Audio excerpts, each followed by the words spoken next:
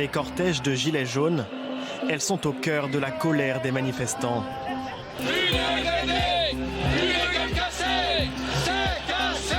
Regardez, regardez, vous voyez, les victimes là, ça nous pousse dans la rue. Alors, à venir montrer ce qui se passe un petit peu, ce que fait la police. Les violences policières, unanimement dénoncées par ceux qui chaque samedi changent le visage des rues de France. Tirs de LBD, grenades désencerclantes, coups de matraque. Ou comme sur cette image du 1er mai, jets de pavés. Depuis le début du mouvement, 2448 manifestants ont été blessés. 24 d'entre eux ont été éborgnés, 5 ont eu la main arrachée. Au centre des polémiques, les lanceurs de balles de défense type flashball et l'usage de la force pratiqué par certains CRS. Oh, ils le débattent, putain, mais ils le débattent! En 6 mois, 240 faits de violence ont été rapportés à l'IGPN, la police des polices, dont plus de la moitié à Paris.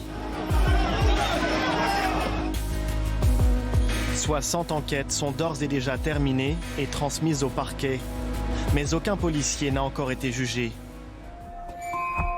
Une lenteur judiciaire dénoncée par les avocats de victimes. Quand un manifestant commet des violences sur des policiers, il est jugé et condamné parfois à de la prison en 48 heures. On ne peut pas comprendre que des policiers ne puissent être jugés pour des violences sur des manifestants. Il y a un véritable étouffement organisé. Une accusation d'interférence de l'exécutif, réfutée par le ministre de l'Intérieur. Ce sont des enquêtes judiciaires, elles prennent un peu de temps. Et je vous le dis, s'il y a des décisions judiciaires, il y aura évidemment des sanctions administratives. Mais la vraie différence, c'est que je demande l'exemplarité. Mais je demande aussi qu'on respecte la police dans son pouvoir légitime d'utiliser la force. Parce qu'à un moment donné, si on dit à la police et à la gendarmerie, vous n'avez plus le droit d'utiliser la force, elle doit subir.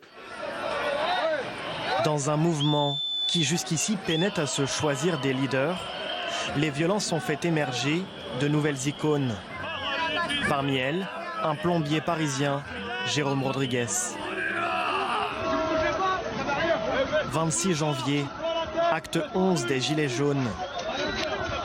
Ce manifestant filme en direct sur son portable avant de tomber à la renverse, touché à l'œil.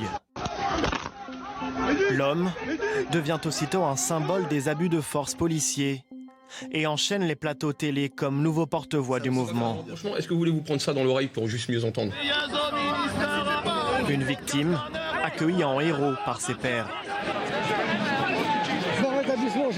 Merci la famille. Et ce qui ne tue pas rend plus fort.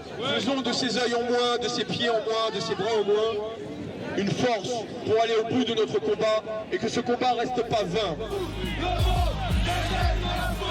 Après le combat des Gilets jaunes dans la rue, de nombreuses victimes de violences voudraient aujourd'hui livrer une nouvelle bataille dans les tribunaux.